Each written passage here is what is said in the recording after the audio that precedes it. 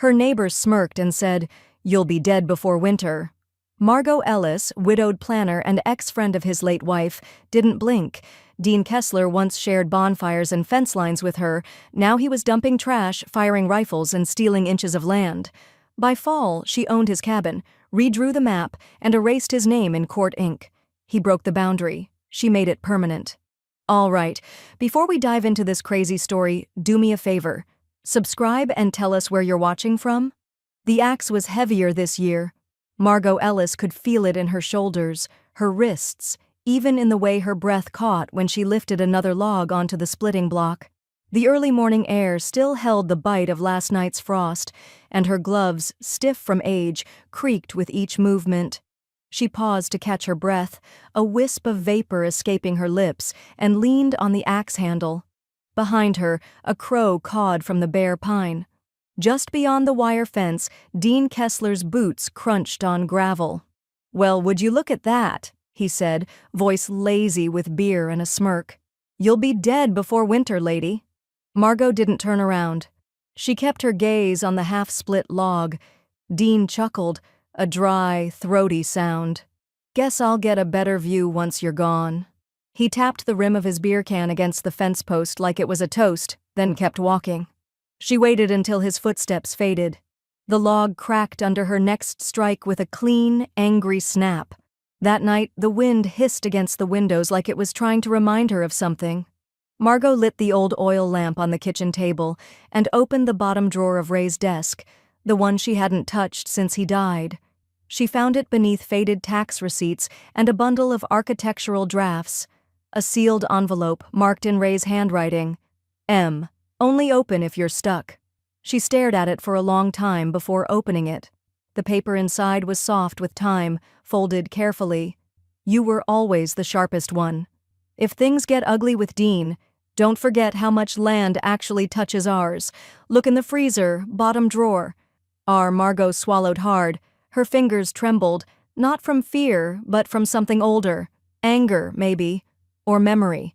She stood, crossed the kitchen, and circled a date on the hanging wall calendar in red ink. October 2nd, reassess estate. The pen squeaked as she pressed too hard. She didn't care. 2 days later, Lori arrived from Seattle in her rust-spotted Subaru, all fleece and frustration. "God, this road gets worse every time." Margot smiled, handed her a mug of tea. "You just get softer." "Yeah, well, my chiropractor agrees."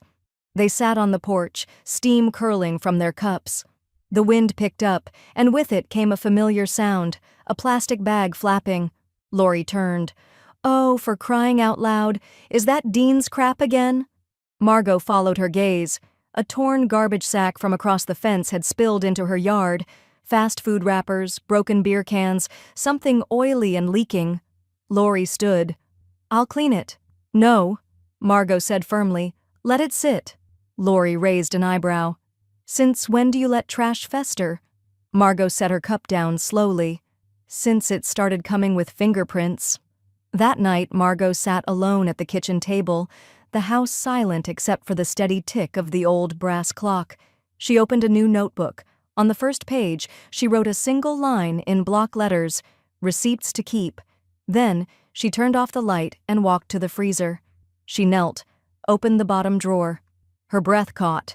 The envelope was still there, just like Ray had said, and just as she reached for it, headlights washed through the window. A slow-moving truck, Dean's truck, driving past, not stopping, just enough to remind her he was close. Too close. Margot didn't move until the lights faded into black. Then she whispered to the empty house, "This time, I bury you with paperwork." The next morning, Margot rolled out the county survey map across her kitchen table, weighing the edges with Ray's old drafting weights. Light from the east window hit the yellowed paper at an angle, revealing faint pencil marks. Notes, initials, a mess of overlapping lines.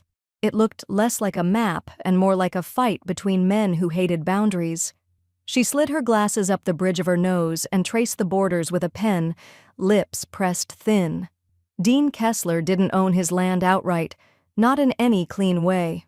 There were breaks, she could see them now. His supposed 20 acres were scattered, filed under different LLCs with names that reeked of camouflage: Granite Pines Holdings, Cedar Knot, Old Timber Creek LLC. Ray always said people hid things when they feared being seen. At noon, Margot brushed the crumbs from her sweater and drove into town. The courthouse was mostly empty, just the sound of a copier humming and the soft squeak of chair wheels behind glass partitions. Blake looked up as she entered. 40-something, cardigan over a county-issued button-down, and a face that always seemed half-distracted but never missed a detail. "Ms. Ellis, haven't seen you since April. Everything okay?" She set a printout on the counter, cropped satellite images from 3 winters ago, Dean's fence line barely visible under snow. "I need parcel records on this area. Historical filings, ownership transfers, and anything tax delinquent since 2007. Blake's brow lifted slightly. "That's a deep pull." "I brought tea." He smiled. "You always did play the long game." Within an hour, they were elbow-deep in archive boxes and dusty legal pads. It was Blake who found the easement error, tucked in a scan from 2008, signed by a notary who'd long since retired. "You're gonna love this," he said, tapping the screen. "The access road to his backup cabin? He doesn't technically own it. It crosses a parcel that defaulted 3 years ago. No transfer recorded." Margot's fingers twitched. "What's the status on that parcel now?" Blake turned to another terminal. "Tax delinquent. No payments in 18 months. Should have gone to auction last quarter, but someone pushed a hold. Probably him." She didn't say anything. Just stood there, reading and rereading the screen. Quiet title. Ray's voice echoed in her memory. Always a chess move ahead. She left the courthouse and drove straight to Sharon's office, 2 stories above the hardware store. The lawyer had silver hair like wire and eyes that didn't blink unless it was worth the effort. "I want to file a research intent on that parcel," Margot said. "Quiet title if the records check out." Sharon listened, thumb tapping against her coffee mug. "You're not just poking the bear, you're walking into his den." Margot folded her hands. "He's the one who started clawing." Sharon leaned back and gave the smallest of nods. "Then we move fast." By the time Margot pulled back into her driveway that evening, the sun had dipped behind the ridge.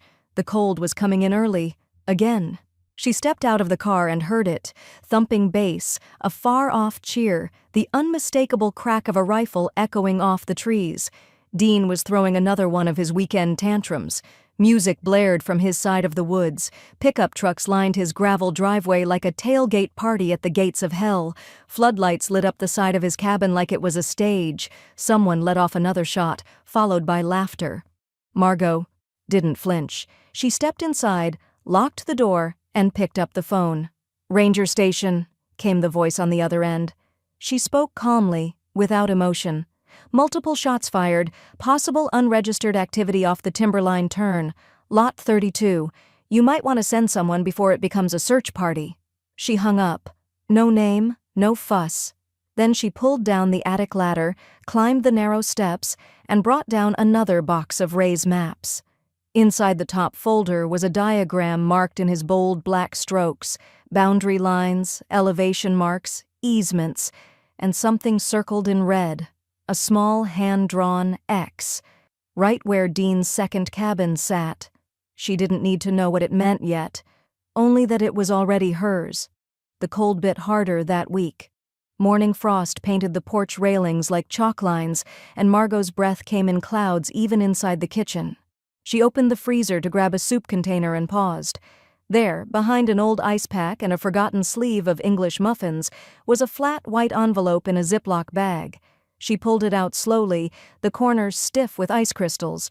Ray's handwriting again, blockier this time, rushed. The top read, "Back up, if Kessler ever circles back." Her thumb trembled as she opened it. Inside, a folded sheaf of surveyor notes dated 15 years ago. Lot elevations, parcel lines, notations in Ray's shorthand, and at the bottom, a handwritten addendum clipped to the main page. Client D. Kessler requested informal review of old timber split, never paid invoice, advised not to file under Ellis name due to conflict. Marked access path discrepancies for future legal clarity. Ray had worked on Dean's land, quietly, and Dean had stiffed him. Margot stared at the papers, heart thudding. It wasn't just pettiness now, it was leverage, clear and legal. She walked it straight into Sharon's office that afternoon. Sharon didn't speak for a long while. She read, then reread the notes. When she finally looked up, her face was stone. "This is a gold mine. He used your husband's credentials to skirt a real survey, then left you holding the bag." Margot nodded. "Can we use it?" "We're already filing on the easement. This lets us double down. Assert boundary ambiguity, claim historical conflict of interest, and flag his title for review." "Will it hold?" Sharon tapped the packet once against her desk. "It won't have to. It'll slow him down long enough for us to plant the flag." That night, Margot pulled her heavy coat from the closet and stepped out into the dark. The air smelled of pine and smoke, and something sour from Dean's side. Burned meat, maybe, or spilled fuel. From her back porch, she could see the red blink of Dean's motion light flickering behind the trees. Her eyes narrowed.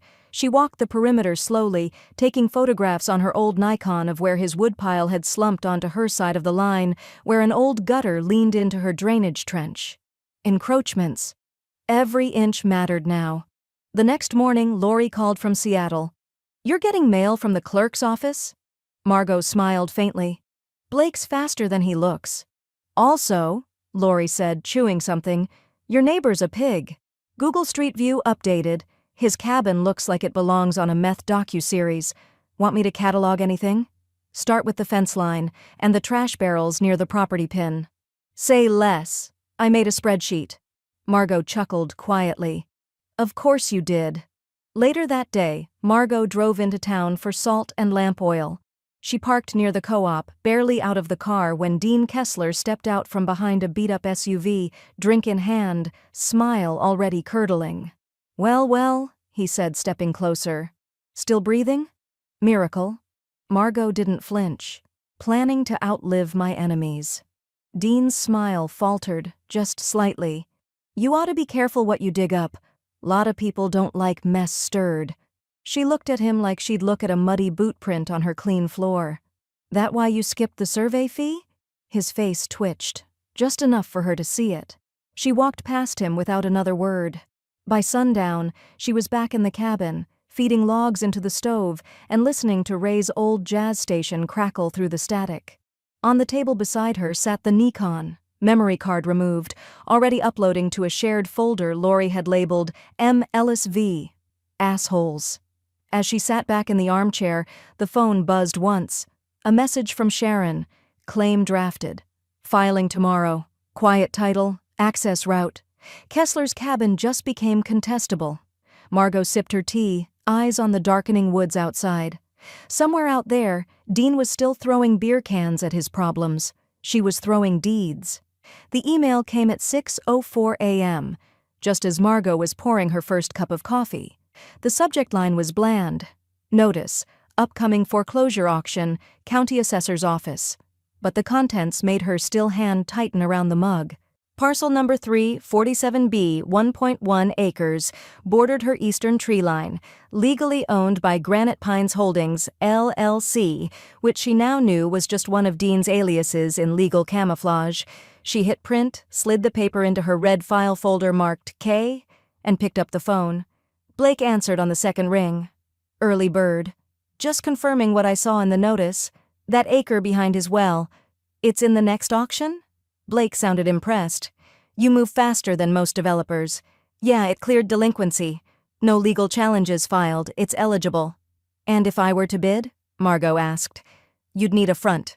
If it goes to auction and he sees your name—" "It won't," she interrupted. "We'll go through the Ellis Preservation Trust." She heard him tap on a keyboard. "All right, but you'll want Sharon to review. It's a tight window." "She's already looped in." There was a pause, then a small chuckle. "Margot, remind me never to live next to you." By afternoon, the paperwork was rolling.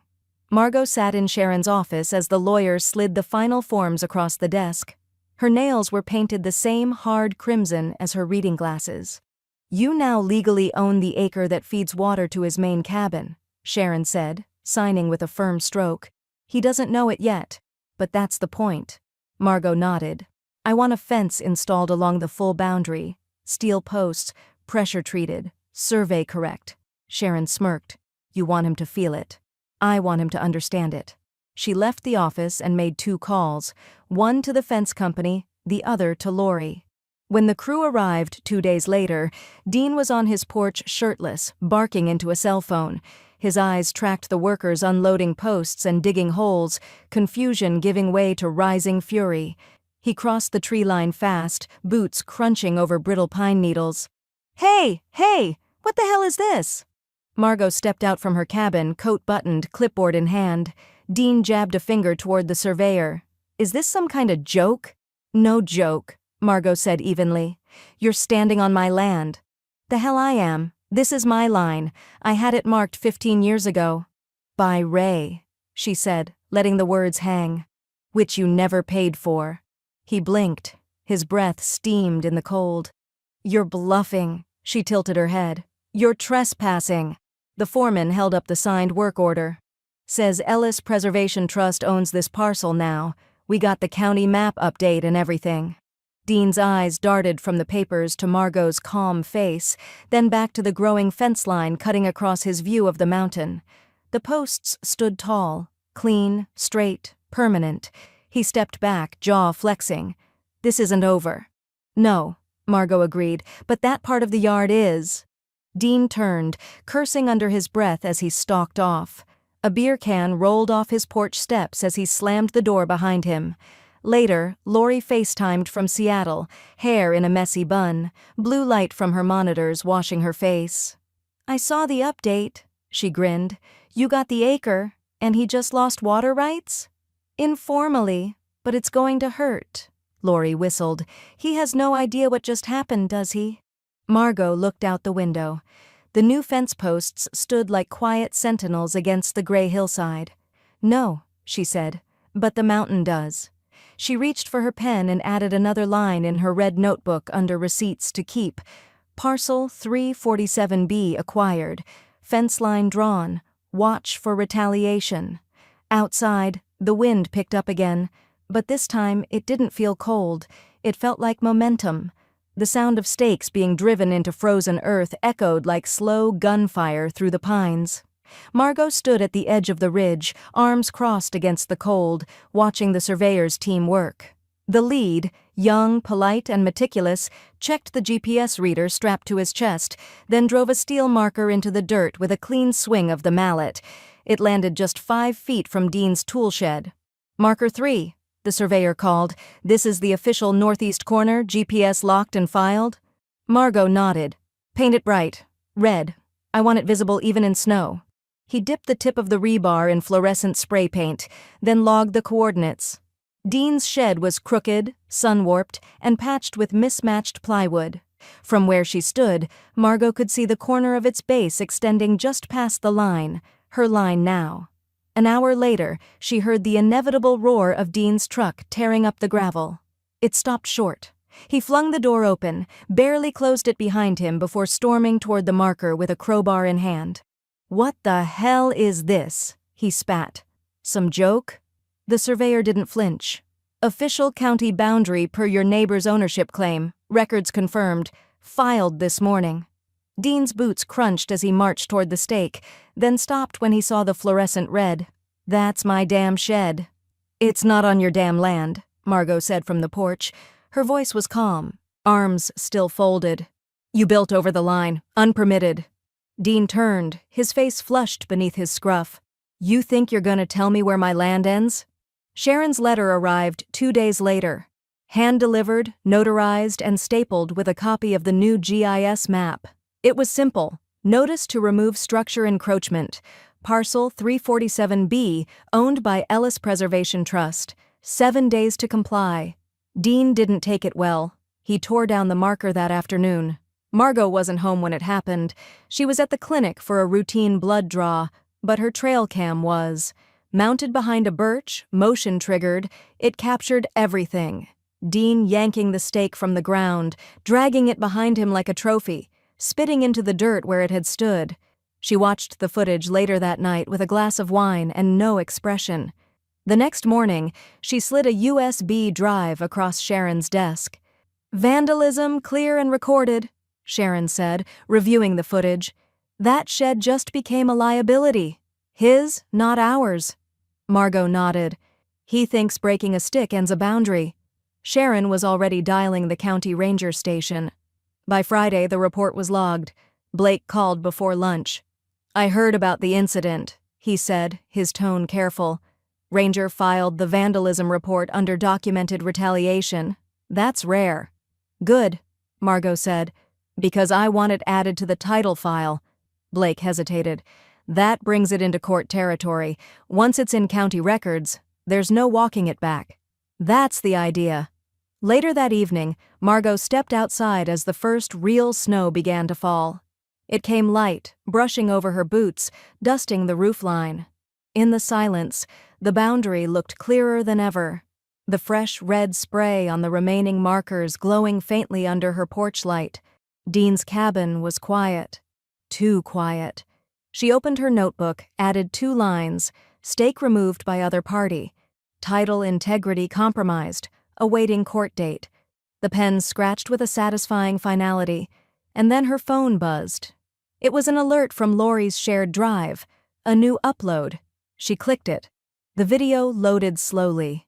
Dean, earlier that afternoon, pacing in his driveway, screaming into his phone. The audio barely picked it up over the wind, but one line came through clearly. "She doesn't get it. Once I tear that damn shed down, there's no record she can hold." Margot smiled coldly. He had no idea how much stronger her case just became. The first birch fell in the spring of 19. Margot remembered the snap. Clean, brutal, final. Ray had planted that tree the year they moved in, his way of softening the sightlines, as he used to say. Dean, then still pretending to be neighborly, had mumbled something about opening up the view. By the time Margot came home from town, 3 of the oldest trunks were lying in a pile, cut with a chainsaw that reeked of beer and bravado. She never forgot that week. Now, standing at the edge of her property with pruning shears in hand and the sun low behind her, she stared at the tangled brush that bordered Dean's gravel path. Shrubs, saplings, unruly limbs grown fat with years of neglect, enough growth to muffle a house from the road, enough to protect a man like Dean from the eyes of future buyers. She clicked the shears once, sharp, clean. Then she went to work. 3 days later, a 20-foot-wide swath was cleared, opening the sightline from the county road straight to Dean's peeling paint, his sunken porch, his rusting satellite dish, angled crooked like a broken antenna on a dead world. Lori FaceTimed during the cleanup. "You're really doing it. I see the pile behind you." "I'm just making the landscape honest," Margot said. "Feels surgical." "Good." That evening, she installed the motion lights. 2, one facing the path leading from her cabin, the other aimed directly at the strip she'd just cleared. "Bear deterrent," she explained to no one, hammering the base plate into the post. "Night vision, too." When the sun dipped, they clicked on automatically, bright white beams slicing the dusk. Dean's window lit up seconds later, then closed again, hard. The next morning, Lori sent a file. "Been digging," she said. "Dean's LLCs aren't just sloppy, they're broke." The spreadsheet loaded on Margot's screen like a war map. Granite Pines Holdings, 2 federal tax liens, Old Timber Creek LLC, mechanics lien from a failed roofing contractor Red Clay View, LLC, suspended in Idaho and Montana for failure to report income. "Stacking paper," Lori added. "Just not the kind you want." Margot leaned back, her tea forgotten. "How fast can Sharon file?" "Already pinged her. She's on it." By week's end, Sharon had drafted the lien. Quiet. Lethal. Claim for damages due to encroachment, unauthorized structure, and retaliatory vandalism. Filed against Dean's primary holding, the lot his main cabin sat on. "Once this hits the register," Sharon said over the phone, "he'll need to clear it before any sale. Transfer." Or Refi Margot scribbled another entry in her notebook. "Liens on file. Visibility reset. Buyer deterrent locked." The next morning, a white SUV with out-of-state plates pulled up to Dean's driveway. A couple stepped out, mid-40s, walking slow, looking around. Dean emerged shirtless again, gesturing wildly, laughing too loud. The woman looked toward the road and saw Margot's cleared tree line. Her face changed. Then the lights clicked on. Both of them turned sharply. Margot watched from her porch as they got back into the car and drove away. Dean looked up at the sky and roared. That night, Margot sat at her kitchen table with Ray's old lantern flickering and a folded printout of Dean's lean stack spread beside her. The trail cam caught something again. Dean stumbling through the brush after dark, flashlight in one hand, bottle in the other. The motion lights triggered as he got too close. He flinched like he'd been struck. Margot rewound and played it again. And again. She poured another glass of wine and hit save. Then her phone vibrated. A text from Blake. He called the assessor's office, wanted to know if a lien can be undone by apology. We said no. Margot smiled. The trees were gone. But the roots? The roots were hers now. Margot first noticed the sudden hush of Dean's property on a Tuesday afternoon. No shouting, no revving engines, not even a beer can clinking on the porch. Just an unnatural quiet. The kind of quiet that meant a performance was being staged. By Thursday, it was confirmed. A cluster of unfamiliar cars idled at the edge of his gravel drive. A private showing sign had been duct-taped to a tree, barely covering a faded "No Trespassing" plaque.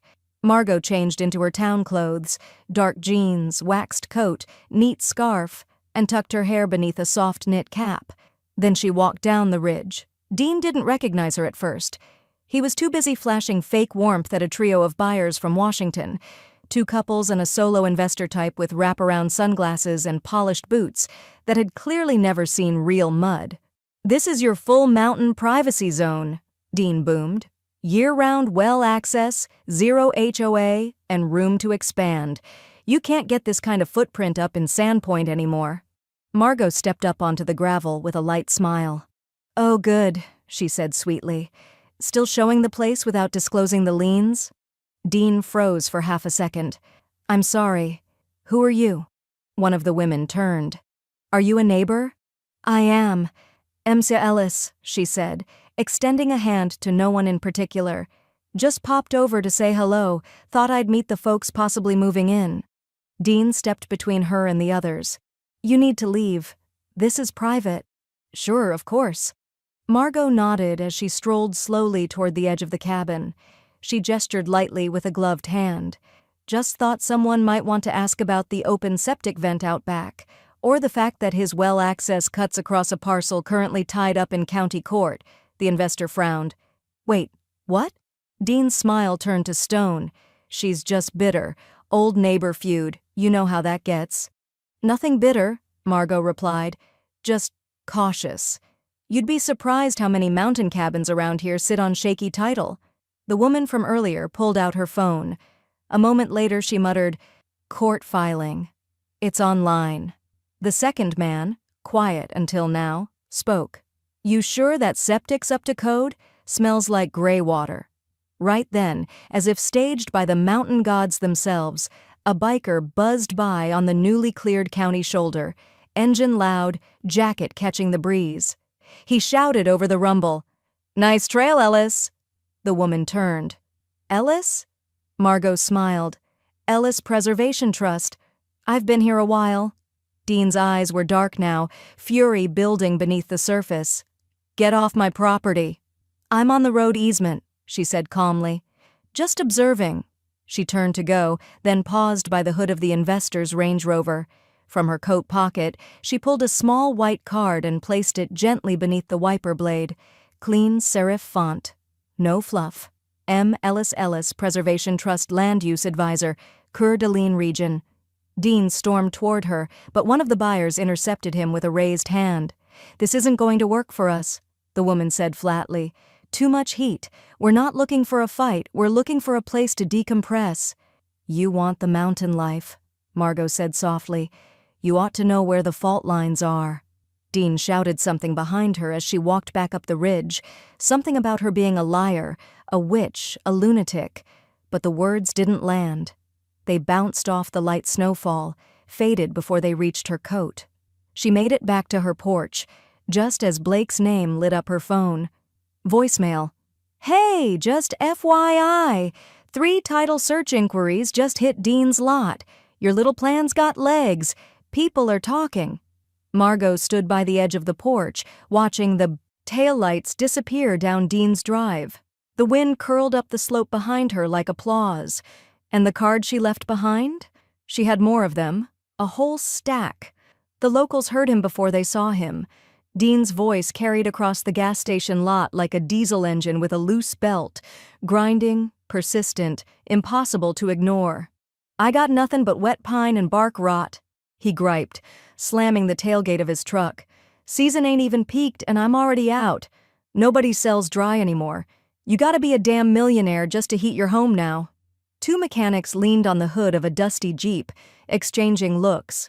One sipped coffee, the other stared into his cup like it might save him from joining the conversation. Inside the station, Margot kept her face down beneath the brim of her hat as she paid for propane. The cashier gave her a tight smile. "Town sure feels smaller lately," he said quietly. She didn't reply, just tapped her card, grabbed her receipt, and walked out. By the time she returned home, she'd already made the call. The delivery came 2 days later. No invoice, no sender name. A flatbed Ford pulled up at Dean's property line and dumped a full cord of firewood onto a blue tarp. Dean stepped onto his porch in his usual morning uniform, bare feet, boxers, and an undersized thermal tee, rubbing sleep from his eyes. "What the hell?" The driver waved once, shrugged, and climbed back into the cab. Dust kicked up as he pulled away.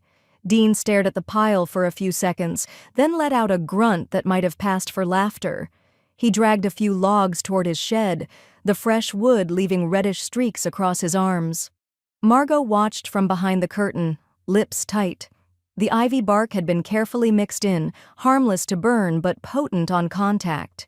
Ray once taught her that certain vines cling to firewood in a way that's nearly invisible to the untrained eye. Nature's fingerprint, he'd called it. By Friday, Dean hadn't been seen in town. By Sunday, Blake called. "You hear about the rash?" Margot sipped her tea. "Should I have?" "His arms are covered. Face, too.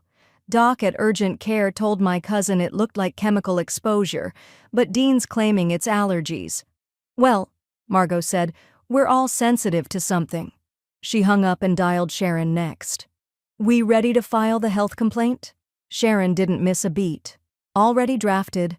Septic tank hasn't been registered since 2014. We can file it under nuisance violation and request emergency inspection." "And who triggers the inspection?" "Blake, if he gets a tip." An hour later, a quiet alert hit the county inbox. Dean's tank had overflowed last spring during snowmelt, captured in Lori's spreadsheet with geotagged photos. By Tuesday, a county vehicle rolled up Dean's drive. Red tape was tied around the tank entrance by noon. Margot watched from her porch as Dean, still blotchy and scratching, argued with the inspector. His voice cracked as he pointed at the woods, the tank, the house. "This is harassment. I've lived here 20 years. The inspector didn't flinch. "And the law's been around longer than that." Margot closed the curtain. That night, as she sat beside the fire, a knock came at the door. Not many people knocked on her door anymore. She opened it cautiously. The man was mid-30s, wind-chapped, with a fleece jacket and a notepad in hand. "Hi," he said. "You Margot Ellis?" She hesitated. "Depends who's asking." "Name's Kyle Mercer. I write for North Range Quarterly. I'm doing a story on boundary disputes up here. Real estate, land fights, title fraud. Your name keeps coming up." Margot said nothing. "I'm not looking to cause trouble," he added. "But I've talked to a few county officials. One of them called you a legal glacier. I'd like to know what that means." She stepped back slightly, eyes narrowed. "Come back tomorrow," she said. "Bring boots, and questions that matter." He smiled. "Fair enough." As she closed the door, the fire cracked behind her. She turned and wrote a new line in her notebook. Now they're watching. Time to control the story. The envelope sat unopened on the mantel for over a year, Ray's handwriting crisp on the front. "Activate only if the wolves circle." Margot opened it the morning after Kyle's visit. The mountain air felt colder than usual, the clouds sitting lower against the ridgeline, pressing down like a warning. She sliced the seal with her thumbnail and pulled out the documents. Ray had drafted it himself, tight, professional, bulletproof. A clause buried in the founding terms of the Ray Ellis Foundation Trust, first right of refusal on any adjacent parcels provided legal interest had been established. And thanks to Dean's tangled web of liens, violations, and retaliatory filings, Margot's interest wasn't just legal, it was documented, notarized, and currently sitting in half a dozen county inboxes. By noon, Sharon had everything loaded. He tried to float a refinance on his main parcel. Last week, Sharon said, reviewing her laptop. Rejected. Too many red flags. He's hanging by one thread. You cut it. We own the property. Margot nodded. Do it. The offer went out that afternoon. Formal, binding. The trust would buy the mortgage. Not the land. Not yet. But the debt Dean still owed on it. By Tuesday, Dean stormed into Blake's office with a folder of crumpled paperwork and a bleeding scratch down his cheek. You can't let her do this, he barked. Blake didn't blink. It's legal. She's bleeding me dry. Blake glanced at the screen, then back at him. Number, she's paying what you owe. That's how debt works. Dean slammed his fist against the counter, knocking over the stapler. Back at home, Margot was waiting. She knew he'd come. She heard the truck before she saw it, spinning up the gravel, brakes locking just shy of her front step. Dean flung open the door, stormed across the porch, coffee sloshing from a foam cup clenched in one hand. You think this is funny? He snapped. You think this is some goddamn game, Margot? She didn't move, just opened the door slowly, stepped onto the porch, and met him eye to eye. I think this is arithmetic, she said. Debt, interest, enforcement. You're buying my cabin out from under me. I offered market rate, minus what I spent fixing your mess. Dean hurled the coffee.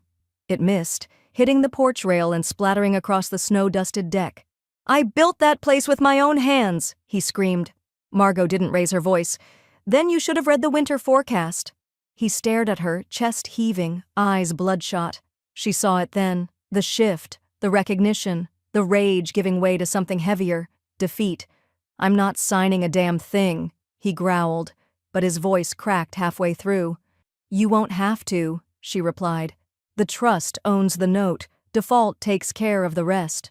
He turned, staggered back toward the truck like a man walking through wet concrete. That night, Margot received confirmation from Sharon. Mortgage secured. Transfer finalized. We now hold first position lien on Dean's cabin. Foreclosure window open. A second email followed moments later, from Blake. It's done. Cabin title will transfer by Friday. You just outmaneuvered the last card he had. Margot sat in the dark, the fire glowing low. She ran her hand across Ray's old drafting table, eyes tracing the etched initials in the corner, R+M, 1997. She whispered to the empty house, We got it back. And then she crossed the room, opened her notebook, and wrote the cleanest line yet. Dean Kessler's cabin, acquired via trust. Ownership, absolute.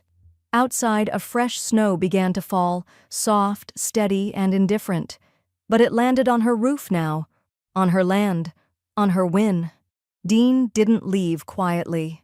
The morning after the title transferred, Margot heard the sound of tires spinning in gravel and knew he'd be back at the courthouse, or the clerk's office, or the diner, shouting into his coffee and gathering whatever broken men still tolerated him. But it wasn't just noise this time. It was spectacle. By noon, a local camera crew stood on his porch, capturing Dean in a flannel jacket and fury. His hands trembled as he waved around a dog-eared eviction notice, ranting about stolen land and corrupt women and county conspiracies. Look at this, he barked. You tell me how this makes sense. Some old widow outlaw steals your land with paperwork and smug tea parties? The anchor, a younger woman in a fleece vest and stiff smile, barely nodded. Her cameraman kept glancing at the firewood pile behind Dean, now half-burned, half-moldering from snow. Margot didn't watch it live. She didn't need to. Instead, she waited until the reporter showed up at her gate, clipboard in hand, forced politeness in her voice. I just want your side of the story, Ms. Ellis. Dean Kessler says... Margot stepped onto the porch, expression still, and handed over the deed. Clean, signed, sealed. The reporter blinked. You actually own it." Margot said nothing, just nodded once. "No comment?" the woman asked, sensing a dead end. "Only the legal one," Margot replied. "You're welcome to quote the county record." The segment aired that night. Short, clinical. The footage of Dean's tantrum cut off mid-sentence. Margot's face never appeared. Just the image of a document under the words, "Ownership confirmed." The next morning, she called Darla. Darla had helped with Ray's things after he passed. She didn't say much, didn't ask for favors, just hauled, hammered, and kept people honest with her silence. When she arrived with the moving van, she didn't even step inside first. "Which room first?" "Main," Margot said. "We'll build it from the bones." The cabin still smelled like smoke and sweat and bitterness. Margot didn't flinch. She opened every window. She let the mountain air come in and take what it needed. Dean, by law, still had 30 days. She wasn't rushing it. She didn't need to. The formal letter had already gone. Out, possession date, December 1st. Until then, he'd live in a ghost. The place no longer belonged to him, and now everyone knew it. 3 days later, Margot dropped a sealed envelope into the outgoing mail at the general store. Inside, a printed schedule of firewood delivery dates for the coming month. No note, just a calendar with a small circle around December 1st. The clerk looked at the address and raised a brow. "Kessler still getting mail?" "For now," Margot said. The afternoon sun hit the porch just right when Laurie's car rolled up the drive. She stepped out with a thermos and a grin, camera slung across her chest. "I brought cocoa and a full memory card." Inside the cabin, Darla had already assembled the essentials: a small table, a clean rug, books stacked neatly in the windowsill.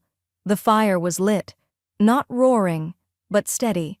Laurie stopped mid-step as she looked around. "This is beautiful, Auntie." Margot didn't speak for a moment. She walked across the room, reached into the last box, and pulled out a frame. Ray, standing on the cabin deck years ago, plans rolled under one arm, sun on his neck. She set it gently on the mantel.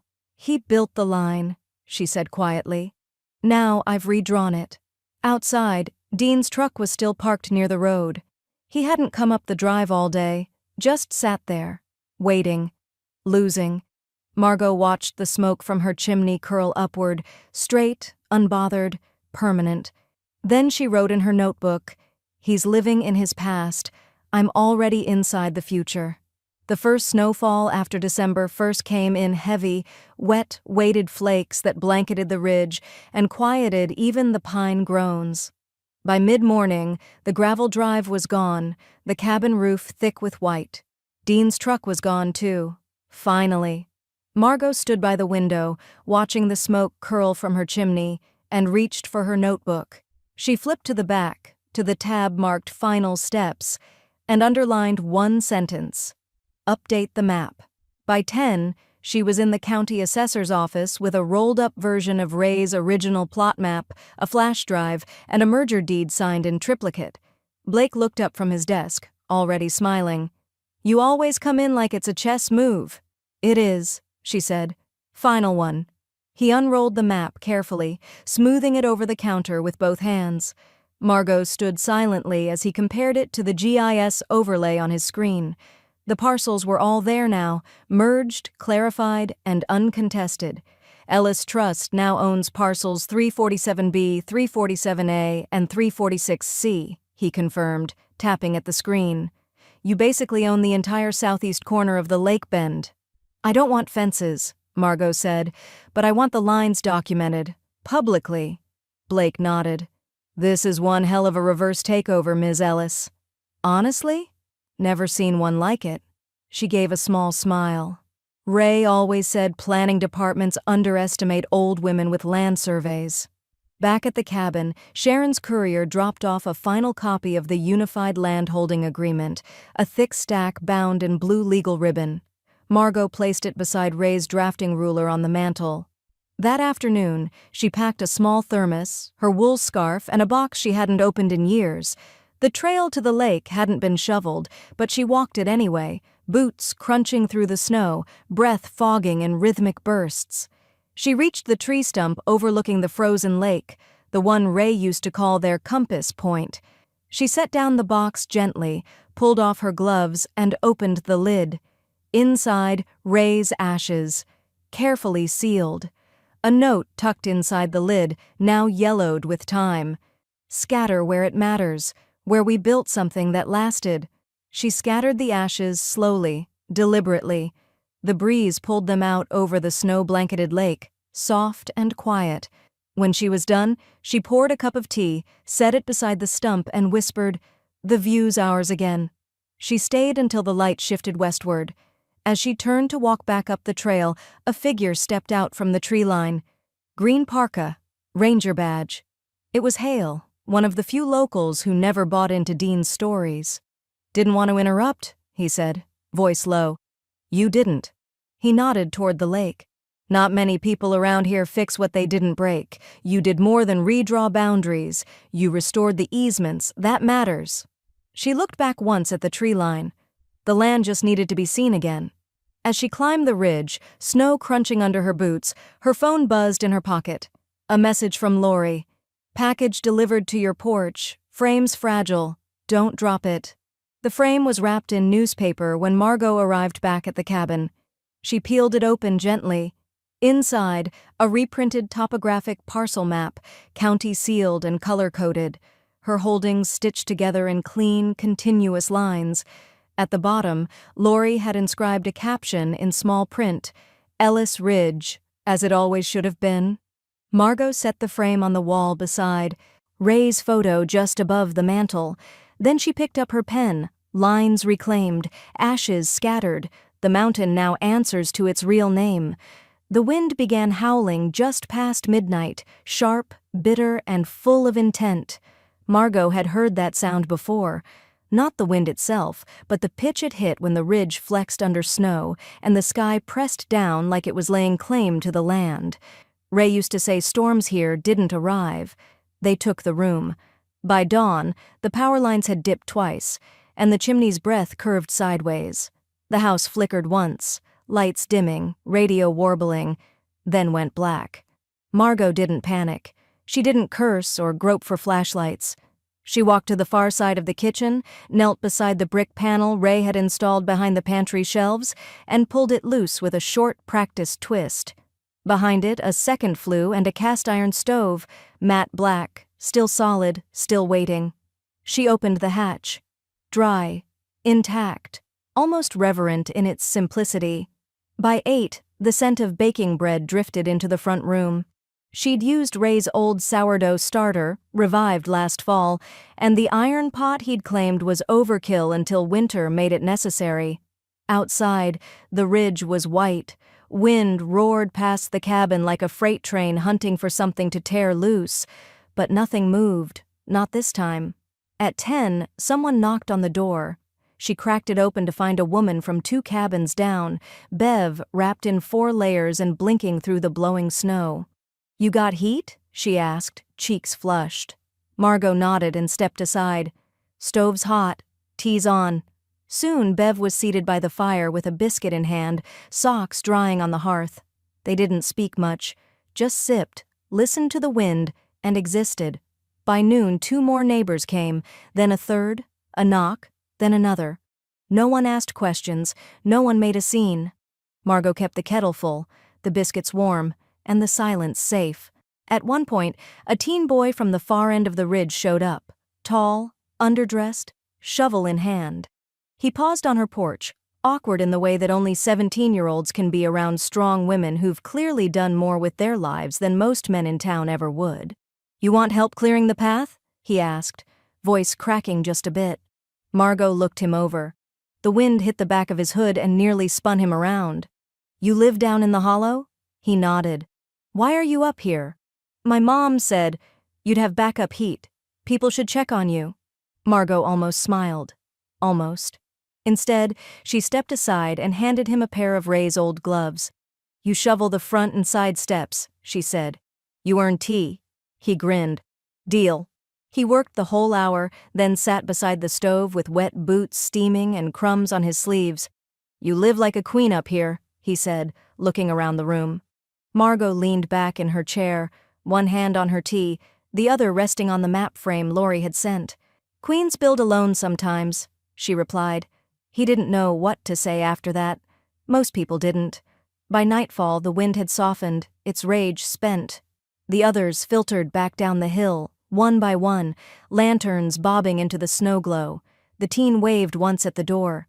"You're good up here?" he asked. Margot nodded. "Better than ever." She shut the door behind him and bolted it. Alone again. But not lonely. She poured herself one more cup and stepped onto the porch. Snow piled along the railing, untouched. She scooped a handful, packed it, and tossed it into the dark. It disappeared without sound. Just like Dean had. The sign was still nailed into the tree when she found it. Splintered at the edge, the paint faded to a sickly ochre. "Kessler Trail," it read. Ray had always hated it. Dean had hammered it in years ago without asking. Just one more way to carve his name into something that wasn't his. Back then, Margot had let it go.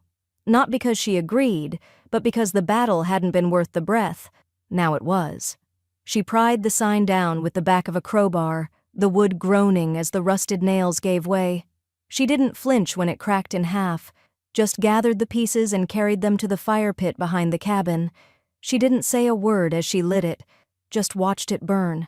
By mid-morning, she was in the shed with her brushes, pulling down the last of Ray's supplies, the ones he'd stashed for when we retire and get bored. The new plank was simple, a clean cut of pine, sanded smooth, primed the night before. She painted in silence, steady hand, no stencils, just the name that had waited long enough. Ellis Ridge. That afternoon, Sharon filed the updated designation with the Idaho Forestry Council. It would appear on the next trail map, public, permanent. A week later, the blog post went live. Laurie had set it up for her, a clean, no-nonsense platform titled Notes from the Ridge. Margot's first entry was short, measured, but sharp. Planning even when they don't. "See you coming." They laughed when I asked about easement records. They smirked when I quoted zoning statutes. They shrugged when I bought wood and scoffed when I planted flags. But land listens to the steady hand, and the cold keeps receipts. This ridge was taken without noise, and now it holds its name. M. Ellis. Within 2 days, it had over 8,000 shares. Local news picked it up, then regional outlets, then one of those strange, sharp corners of the internet where policy meets poetry. Her words started trending in places she'd never been, and never cared to go. But it didn't matter, because people were finally seeing what she had built. Laurie called, her voice all buzz and caffeine. "We need to formalize the retreat idea." "What retreat?" "The one people are asking for. Weekend rentals, cabin stays, artist residencies. Women want to come see the ridge that made a man vanish without a sound." Margot laughed, the sound dry but genuine. "There's one cabin. We'll figure it out. I'll handle the logistics. You just keep being the myth."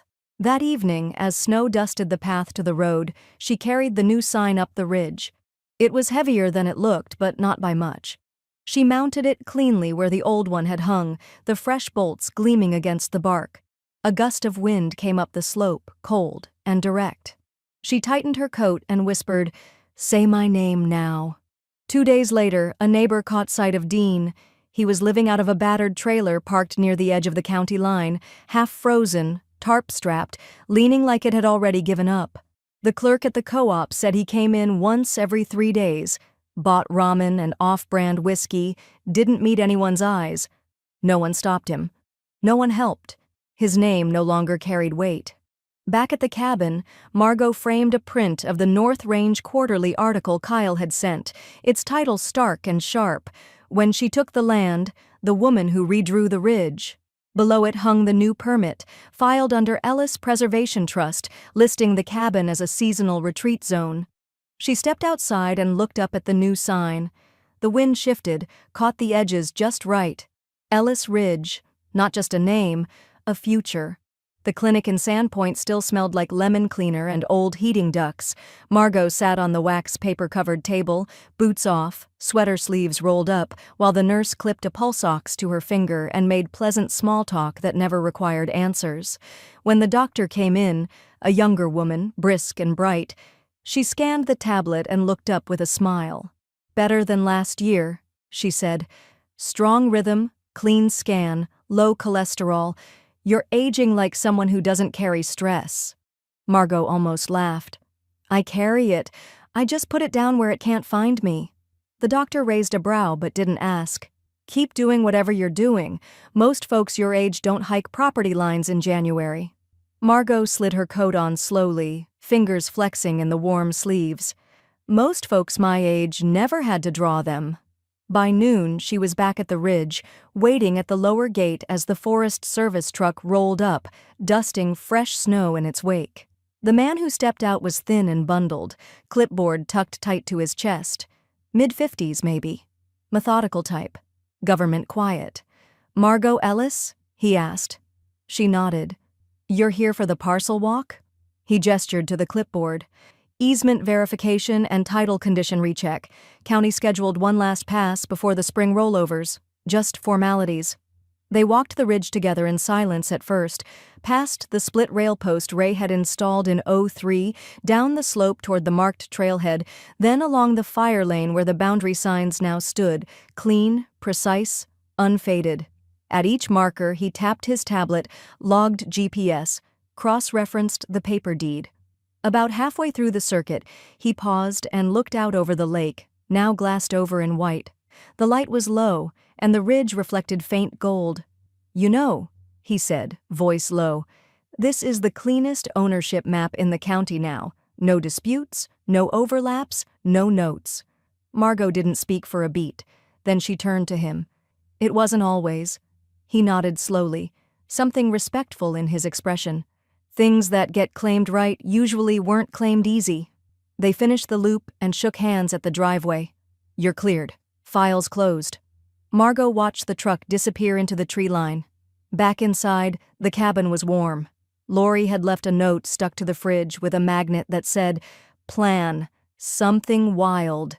Couple from Boise checked out. Left you a review link. 5 stars. Cabin more peaceful than church, cleaner than memory. There was a photo, too. Sunrise through the cabin window, the lake glowing pink. Margot stared at it for a long time, then tucked it under the corner of the fridge frame.